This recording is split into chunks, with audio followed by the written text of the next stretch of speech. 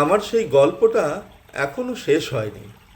শোনো, পাহাড়টা আগেই বলেছি ভালোবেসেছিল মেঘকে, আর মেঘ কিভাবে শুকনো খটখটে পাহাড়টাকে বানিয়ে তুলেছিল ২৬ বছরের ছোকরা, সে তো আগেই শুনেছ। সেদিন ছিল পাহাড়টার জন্মদিন। পাহাড় মেঘকে বললে, আজ তুমি লাল শাড়ি পরে আসবে। মেঘ পাহাড়কে বললে, আজ তোমাকে স্নান করিয়ে দেব চন্দন জলে।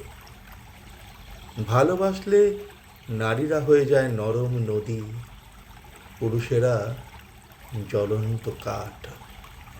সেইভাবেই মেঘ ছিল পাহাড়ের আলিঙ্গনের আগুনে, পাহাড় ছিল মেঘের ঢেউ জলে। হঠাৎ আকাশ জুড়ে বেজে উঠল ঝড়ের জগঝম্প।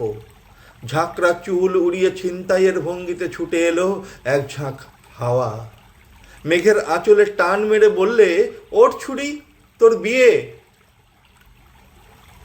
এখনো শেষ হয়নি গল্পটা। বজ্রের সঙ্গে মেঘের বিয়েটা হয়ে গেল ঠিকই, কিন্তু পাহাড়কে সে কোনোদিনই ভুলতে পারল না।